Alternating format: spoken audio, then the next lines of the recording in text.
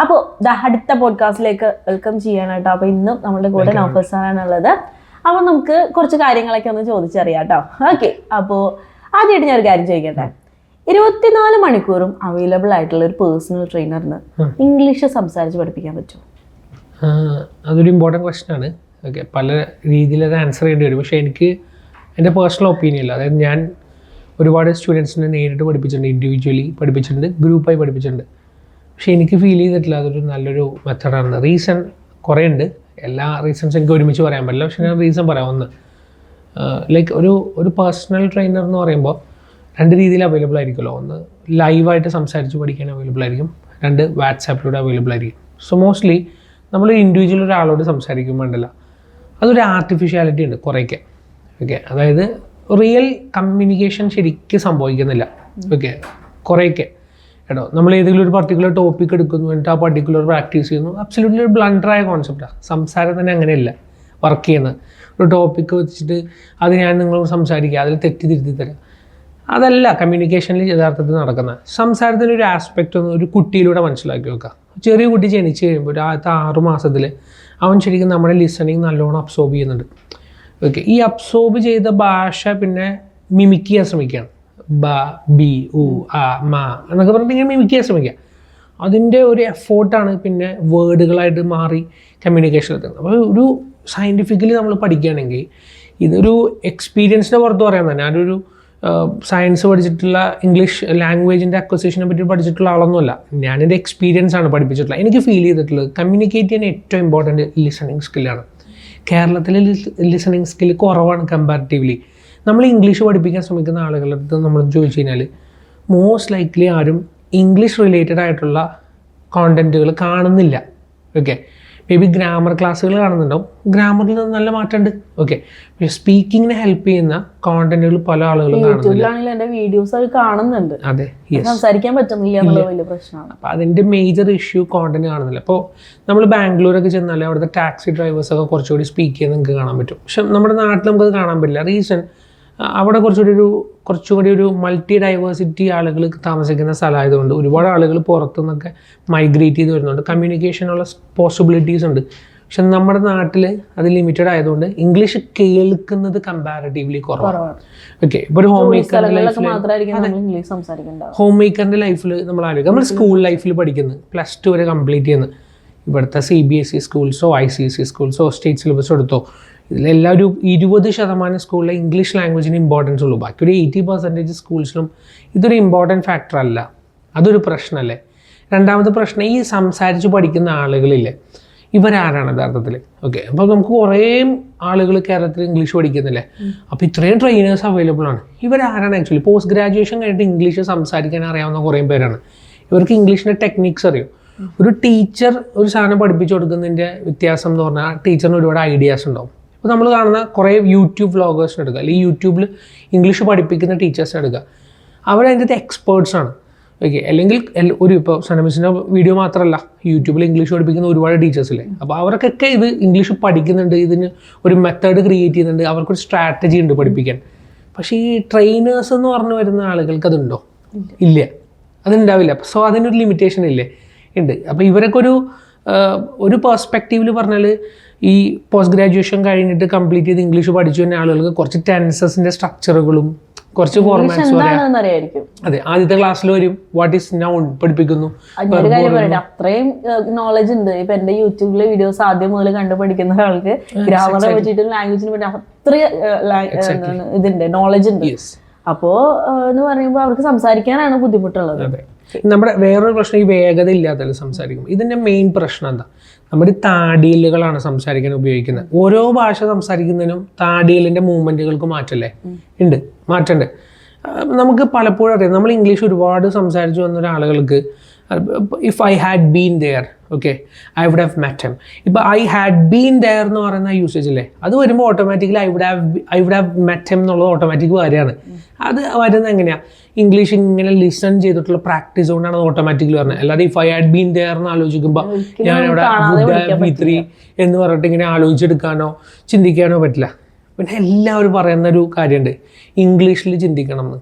കേട്ടിട്ടില്ലേ? എല്ലാവരും നമ്മൾ സ്കൂളിൽ പഠിക്കുന്ന സമയത്തോട്ട് പഠിപ്പിക്കണം. എപ്പോഴും ആദ്യത്തെ ടെക്നിക്ക് ഞാൻ പലതവണ ആലോചിച്ചിട്ടുണ്ട് എങ്ങനെ ഇംഗ്ലീഷ് ചിന്തിക്കാം. എന്നിട്ട് സാധാരണ ഇത് കുറേ ടെക്സ്റ്റ് ബുക്സിലൊക്കെ കുറേ ഇംഗ്ലീഷിൽ ഇങ്ങനെ ചിന്തിക്കും അങ്ങനെ ചിന്തിക്കും എന്നൊക്കെ പറയും. യഥാർത്ഥത്തിൽ നമ്മളത് ട്രെയിൻ ചെയ്യപ്പെടുന്നില്ല ഇംഗ്ലീഷിൽ ചിന്തിക്കേണ്ടത് എങ്ങനെയാണ്. ഓക്കെ, അതൊരു പ്രോബ്ലമാണ്. ഇംഗ്ലീഷിൽ എങ്ങനെ ചിന്തിക്കണം എന്ന് ഒരാൾ ട്രെയിൻഡ് ആവണം. ഓക്കെ, ലൈക്ക് ഇംഗ്ലീഷിൻ്റെ മെത്തേഡ് ഓഫ് തിങ്കിങ് എങ്ങനെയാണെന്ന്, അതിന് ടെൻസസിൻ്റെ കോൺസെപ്റ്റ് അല്ല. ഇംഗ്ലീഷ് എങ്ങനെ ചിന്തിക്കണം എന്നൊരു ട്രിക്കുണ്ട്, ലോജിക്കുണ്ട്. എനിക്ക് ക്ലാസ്സിൽ അത് എക്സ്പ്ലെയിൻ ചെയ്യുന്നതിന് ലിമിറ്റേഷൻസ് ഉണ്ട്. പക്ഷേ ആ ഒരു സാധനം മനസ്സിലാക്കി കഴിഞ്ഞാൽ നമ്മൾ സെൻറ്റൻസ് കാണുമ്പോൾ തന്നെ നമുക്കത് മനസ്സിലാക്കാൻ പറ്റും.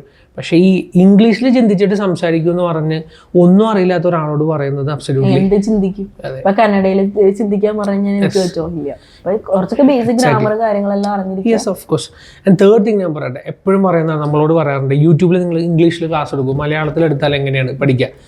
ഞാൻ ജർമ്മൻ പഠിപ്പിക്കാൻ പോകണം ഇവിടെ വന്നിട്ട്, ജർമ്മൻ. എന്നിട്ട് ഞാൻ ജർമ്മൻ ലാംഗ്വേജ് ജർമ്മനിൽ മാത്രം ഇങ്ങനെ സംസാരിക്കണം. ഓക്കെ, ഫുൾ 1.5 മണിക്കൂർ സംസാരിക്കുന്നു.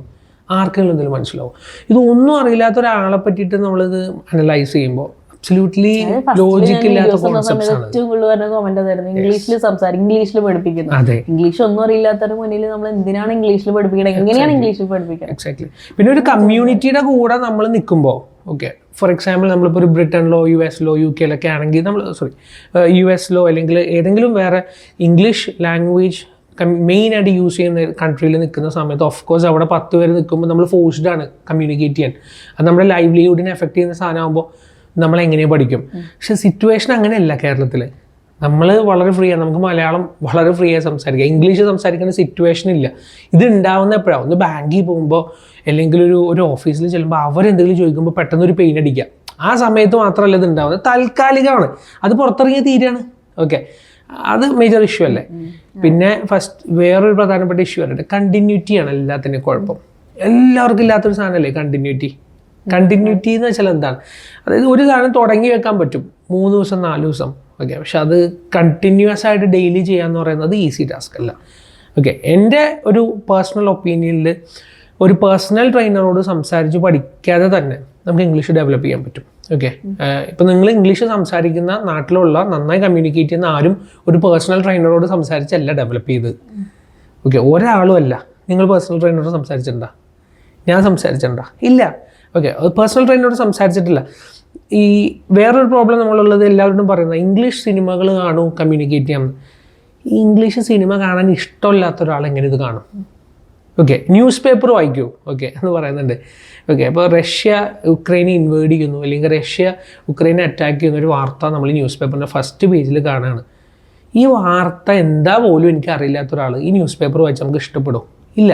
അത് വായിക്കാനോ അതിലുള്ള സാധനം കോണ്ടന്റ് എന്നത് മനസ്സിലാക്കാനോ അതിനോടൊരു താല്പര്യവും നമുക്ക് ഉണ്ടാവില്ല, 100% ഉണ്ടാവില്ല. സോ അതുകൊണ്ട് ഇതൊന്നും ഒരു റൈറ്റ് മെത്തേഡ് അല്ല. നമുക്ക് ഇഷ്ടമുള്ള സാധനം ചെയ്യുകയാണെങ്കിൽ ഡെവലപ്പ് ചെയ്യും. ഒരു എക്സാമ്പിൾ പറയാം. ക്രിക്കറ്റ് എനിക്ക് ഭയങ്കര പാഷനായിരുന്നു. ക്രിക്കറ്റ്, ഞാനൊരു നല്ല ക്രിക്കറ്റ് പ്ലെയറൊന്നുമല്ല, പക്ഷേ ക്രിക്കറ്റ് കളിയാണ്. നിങ്ങൾക്കറിയാം 90s എല്ലാവരും സച്ചിൻ്റെ കളിയാണ് എന്നുള്ളൊരു പ്രാന്തായിരുന്നു. 2011 ശേഷം ക്രിക്കറ്റ് കളി കണ്ടേക്കുന്ന ആളുകളുടെ എണ്ണത്തിൽ എനിക്ക് തോന്നുന്നു കുറവുണ്ടാവാം ചിലപ്പോൾ, എനിക്കറിയില്ല. ഓക്കെ, അപ്പോൾ ഈ ലാസ്റ്റ് ഈ 10-20 ഇയേഴ്സിനിടയ്ക്ക് ഇംഗ്ലീഷ് കോമൻട്രി കേൾക്കുക എന്നുള്ള ഇമ്പോർട്ടൻറ്റ്. ഇത് ഇംഗ്ലീഷ് പഠിക്കാൻ വേണ്ടിയിട്ടില്ല, പിച്ച് റിപ്പോർട്ടും കളി എന്താണെന്നും അതെന്താണെന്നൊക്കെ അറിയാനുള്ള ആഗ്രഹമാണ് ഇത് ചെയ്യിക്കുന്നത്. അപ്പോൾ അതിൽ ഇംഗ്ലീഷ് കേൾക്കും. അപ്പോൾ ഇംഗ്ലീഷ് അറിഞ്ഞിട്ടൊന്നുമില്ല, ഇവർ പറയുന്നത് മനസ്സിലാക്കി അതെന്താണ് അവർ പറയാൻ ആഗ്രഹിക്കുന്നത് എന്നുള്ള കമ്മ്യൂണിക്കേഷൻ കിട്ടാൻ വേണ്ടിയിട്ട് ചെയ്യും.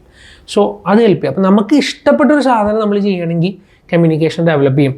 സിനിമ കാണാൻ എൻ്റെ ഒരു ഒപ്പീനിയനിൽ ഞാൻ ഫീൽ ചെയ്തിട്ടുണ്ട്, ഹോം മേക്കേഴ്സ് നമ്മുടെ നാട്ടിലുള്ള നമ്മൾ പഠിപ്പിക്കുന്ന ആളുകളില്ലേ, അവർ എത്ര പേർക്ക് ഇംഗ്ലീഷ് മൂവീസ് ഇഷ്ടമാണ് കാണാൻ?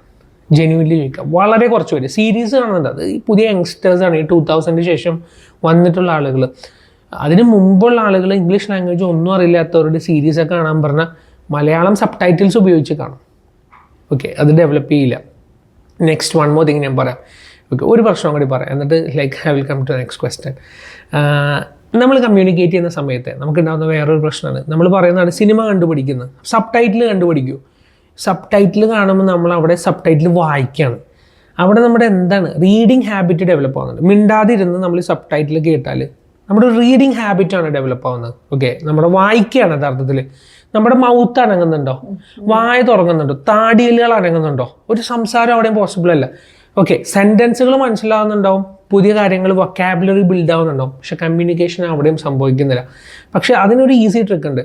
നമ്മൾ ഈ സിനിമ കണ്ട് അവർ സംസാരിക്കുന്ന സബ് ടൈറ്റിൽസിൻ്റെ കൂടെ നമ്മളൊരു ചെറിയ ശബ്ദത്തിൽ സംസാരിക്കുകയാണെങ്കിൽ ഓക്കെ, അത് വലിയ ഡിഫറൻസ് ഉണ്ടാക്കും. കാരണം നമ്മുടെ മൗത്ത് അനങ്ങുന്നുണ്ട്, അവർ പറയുന്ന സെൻറ്റൻസുകൾ റിപ്പീറ്റ് ചെയ്യുന്നുണ്ട്. സോ അതാണ് ഏറ്റവും നല്ല ബെസ്റ്റ് വേ. ഓക്കെ, ഒരു പേഴ്സണൽ ട്രെയിനറോട് സംസാരിച്ച് 2 മാസം കൊണ്ട് 1 മാസം കൊണ്ട് കമ്മ്യൂണിക്കേറ്റ് ചെയ്ത് ഡെവലപ്പ് ചെയ്യാമെന്ന് വിചാരിക്കുന്നത് തെറ്റായ ലോജിക്കാണ്. ഇംഗ്ലീഷ് സംസാരിക്കണമെങ്കിൽ ഒരു മലയാളി സംബന്ധിച്ച് അയാൾ കേരളത്തിൽ നിൽക്കുന്ന ആളാണെങ്കിൽ അയാൾക്ക് അത്ര എക്സ്പോഷർ ഭാഷയിൽ കിട്ടാത്തതുകൊണ്ട് ബേസിക്സ് പഠിക്കണം, സെൻറ്റൻസുകൾ എങ്ങനെ ഉണ്ടാക്കണമെന്ന് മനസ്സിലാക്കണം, കൂടെ കമ്മ്യൂണിക്കേറ്റ് ചെയ്യണം, ഇംഗ്ലീഷ് കേൾക്കണം, ഇംഗ്ലീഷ് വായിക്കണം. ഈ എല്ലാ സാധനവും കൂടി ചേർന്ന ഒരു കോഴ്സ് നമ്മൾ ചെയ്യുകയാണെങ്കിൽ ഓഫ് കോഴ്സ് നമ്മുടെ ലാംഗ്വേജിൽ ഡെവലപ്മെൻറ്റ് ഉണ്ടാവും. അല്ലാതെ ഇംഗ്ലീഷ് ലാംഗ്വേജിൽ ഡെവലപ്മെൻറ്റ് ഉണ്ടാകും എന്നുള്ള 1 മാസം കൊണ്ടൊക്കെ ഉണ്ടാകും എന്ന് ആളുകൾ വിശ്വസിക്കുന്നത് തെറ്റായ ലോജിക്കാണ്. 15 ദിവസം കൊണ്ട് ഇംഗ്ലീഷ് ഡെവലപ്പ് ചെയ്യാം, 20 ദിവസം കൊണ്ട് ഇംഗ്ലീഷ് ഡെവലപ്പ് ചെയ്യാം. ഒരു ബേസിക്കാരനെ കൊണ്ട് ഇതൊന്നും പ്രാക്ടിക്കലി പോസിബിൾ അല്ല. മാർക്കറ്റിംഗ് പെർസ്പെക്റ്റീവിൽ yes we can say, but I think like as a trainer, okay, and the experience with it, I don't feel like it is going to happen. So this is what I feel about it. അപ്പോൾ ഈ പറഞ്ഞ പോലെ നമുക്ക് basic grammar തൊട്ട് ഒരു intermediate ലെവലിലേക്ക് കടന്ന് നിങ്ങൾക്ക് ആവശ്യമുള്ള സെൻറ്റൻസുകളൊക്കെ ക്രിയേറ്റ് ചെയ്ത് അഡ്വാൻസ് ലെവലിലേക്ക് വരെ എത്തിക്കുന്ന നമ്മുടെ 4 മാസത്തെ കോഴ്സ് എക്സ്പീരിയൻസ് ചെയ്യാൻ വേണ്ടിയിട്ട് താഴെ കാണുന്ന നമ്പറുമായിട്ട് കോൺടാക്ട് ചെയ്യട്ടോ. സാധിക്കുന്നവർ പറ്റുന്നവർ നമ്മുടെ കോഴ്സിൽ ജോയിൻ ചെയ്യുക. കാരണം ലാംഗ്വേജ് എന്ന് പറയുന്നത് നിങ്ങളുടെ എയിമിലേക്കുള്ള അല്ലെങ്കിൽ നിങ്ങളുടെ ലക്ഷ്യത്തിലേക്കുള്ള ഒരു പാത്താണ് കേട്ടോ. അപ്പോൾ അതിന് വേണ്ടിയിട്ട് നമ്മൾ സമയം പാഴാക്കാതിരിക്കുക. സാധിക്കുന്ന ഒരു പോയിന്റ് കൂടി പറയാനുള്ളത്, നമ്മുടെ കോഴ്സിൽ നിങ്ങൾ ജോയിൻ ചെയ്യുമ്പോൾ സ്വാഭാവികമായിട്ടും എന്ത് വ്യത്യസ്തതയാണെന്നുള്ളത് ഞാൻ സിമ്പിളായി പറയാം. ഇപ്പോൾ സനമീസ എങ്ങനെ യൂട്യൂബിൽ വീഡിയോ എടുക്കുന്നു, ഓക്കെ, ആ മെത്തേഡാണ് നമ്മൾ പഠിപ്പിക്കുന്നത്. എങ്ങനെയാണ് വീഡിയോ ക്രിയേറ്റ് ചെയ്യുന്ന മെത്തേഡ്, ആ സെൻറ്റൻസുകൾ സെൽഫായിട്ട് ക്രിയേറ്റ് ചെയ്തെടുക്കുന്ന പാറ്റേൺ എന്താണ്, മെത്തേഡ് എന്താണ്, സെൻറ്റൻസുകൾ പഠിപ്പിക്കുന്ന ടെക്നിക്ക് എന്താണ്, അതാണ് നമ്മൾ പഠിപ്പിക്കുന്നത്. ടെക്നിക്ക് വെച്ചിട്ട് തന്നെയാണ് അത് പഠിപ്പിക്കുന്നത്. അത് നമുക്ക് പഠിക്കാൻ 2 days ഗ്രാമർ എടുത്തിട്ട് ഇതാണ് നൗൺ ഇതാണ് പ്രൊനൗൺ ഇങ്ങനെയൊന്നും അല്ല പഠിപ്പിക്കുന്നത്.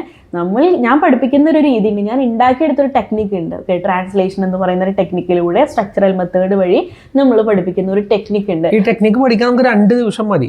ഓക്കെ, 10 ദിവസം കൊണ്ട് ഇവർക്ക് ആഗ്രഹിക്കുന്ന സെന്റൻസുകൾ നമുക്ക് ചിന്തിച്ച് ക്രിയേറ്റ് ചെയ്യാം. അല്ല, ഇപ്പൊ ഇവര് വിചാരിക്കുന്നുണ്ടാവും ഇതൊക്കെ ഗ്രാമറും ആദ്യം മുതൽ അവസാനം വരെ പഠിക്കണമല്ലോ. ഇത് നമ്മൾ കാണാതെ പഠിപ്പിക്കുന്ന ഒരു രീതിയല്ല.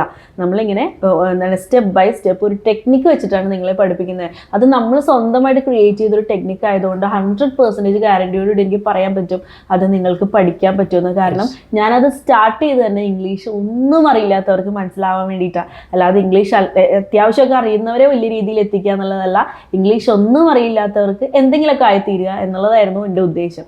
അപ്പോൾ ആ ഒരു ടെക്നിക്ക് തന്നെയാണ് നമ്മളിവിടെ ഫോളോ ചെയ്യുന്നത് കേട്ടോ. അതുകൊണ്ട് ഇപ്പം നിങ്ങൾ വിചാരിക്കുന്നുണ്ടാവും എനിക്ക് ഇംഗ്ലീഷ് ഒന്നും അറിയില്ല അപ്പോൾ എനിക്ക് പഠിക്കാൻ പറ്റുമെന്ന്. ഇംഗ്ലീഷ് ഒന്നും അറിയില്ലാത്തവരെയാണ് നമ്മൾ ഏറ്റവും കൂടുതൽ നമ്മുടെ ഇംഗ്ലീഷ് പ്ലസിൽ ഫോക്കസ് ചെയ്യുന്നത് കേട്ടോ. അപ്പോൾ അങ്ങനെ താല്പര്യമുള്ളവർ താഴെ കാണുന്ന നമ്പറുമായിട്ട് കോൺടാക്ട് ചെയ്യുക. എൻ്റെ വീഡിയോ കാണുന്ന ഹോം മേക്കേഴ്സ് ഉണ്ടെങ്കിൽ നിങ്ങളെ പ്രത്യേകം ഞാൻ വിളിക്കുകയാണ് കേട്ടോ. കാരണം ഏറ്റവും കൂടുതൽ നമ്മുടെ ബാച്ചിലുള്ളതും ഹോം മേക്കേഴ്സ് തന്നെയാണ്.